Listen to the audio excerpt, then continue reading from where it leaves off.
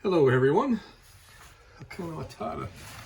So, just thought I'd share what I did here. This is pretty much all I've done today is this. I mean, I've been thinking about this for 2 days, but hey, you know, it takes that much sometimes.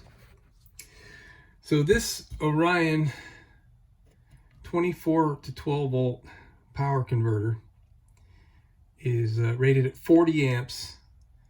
It's not what I thought I was going to receive.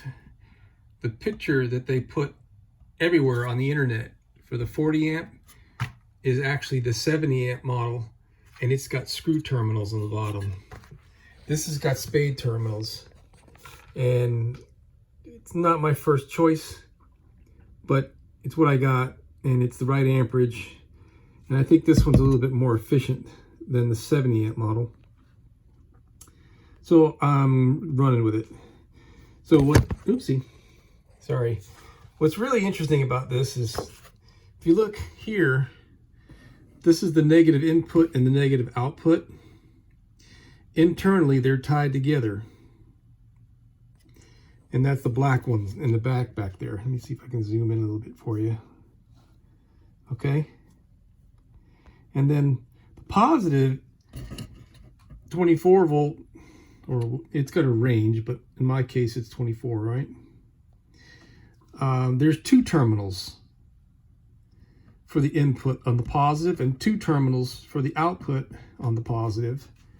And it's a little confusing to me anyway, because I guess my brain's had it, but I opened this thing up to look inside to see how it's internally rigged. And on the input, right behind this area, there's two 25 amp fuses, one on each one of these little legs right here.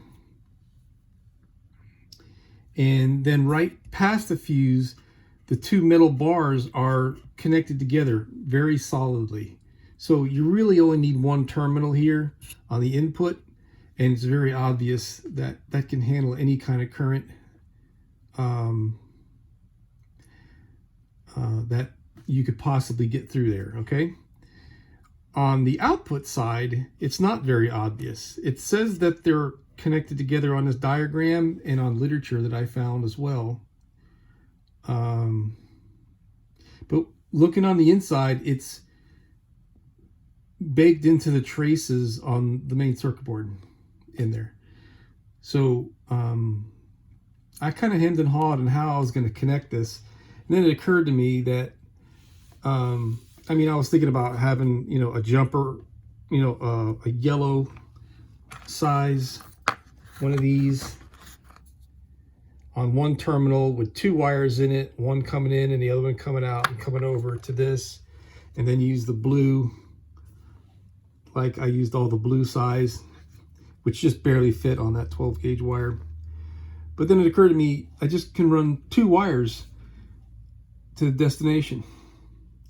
So that's exactly what I did here. These two wires are running up there, and the other end of that is this thing.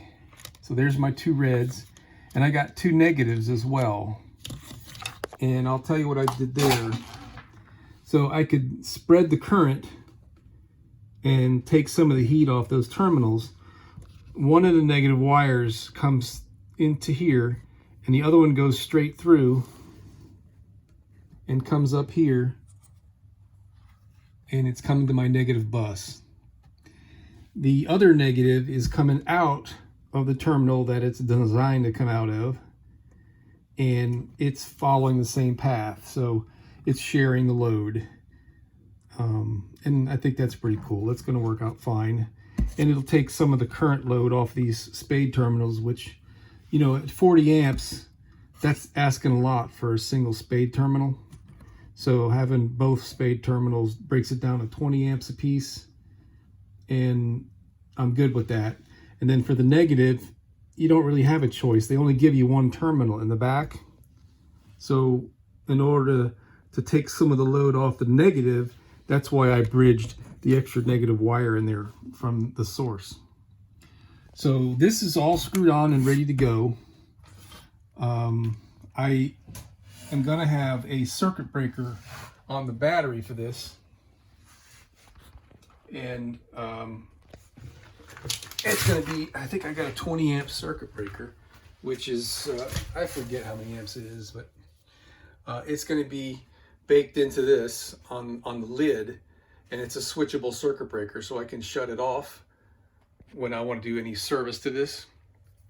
And the same for all of my circuit breakers that are going to be part of this. The only challenge I'm facing right now is I don't have a bus bar, and I'm trying to do this without one, but I don't think I can do it on the negatives. On the positive, it's going to work out fine because we're going to be able to just double up on 2 and then the next 2 and the next 2, kind of like daisy chain all the positives. That's what this one is.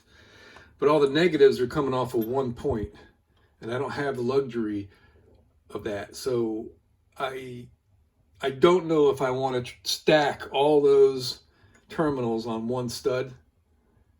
I'll see how it goes when this thing starts coming together. Because if I don't like it, then I'll just have maybe like 2. The inverter I could have directly, because that's, you know, one of these big lugs here. And then one other other than that, and that'll take me over to a negative bus that I can attach here. So we're getting close to switching over to powering the bus with this guy. My next step now is I'm going to have to bring down all these, and one of my challenges is all my lighting in the whole bus is all being powered by one of those guys and being backfed from another one that was for my 12 volt power port that's going down the wall over there. I'm temporarily using that, and I have it tied into the chassis 12 volts right now. So I don't want to really switch that over until this is ready, and I'll be able to do that like in 1 day. The trouble is this is not ready because I don't have my replacement BMS. I bought the wrong BMS. I mean, that's correct for this battery, but that's not a smart BMS, and I wanted a smart one so I can adjust the voltage levels. I don't know if I'm getting overboard on that, but that's what I want to do to protect the battery a little bit better. Because the cutout voltage on that is lower than I'd like and higher than I'd like, and I'm just not too happy with it. So my 120 volt is ready to rock. I got all that done. And all my outlets and everything is connected on my 120 volt everywhere in the whole bus, except that one mini split up there. That also, I'm going to wait until this is done. So for now, we're going to have to call it a day. It's probably about 8. It's getting kind of dark out there. And I'll just sit here and think about what I'm going to do next.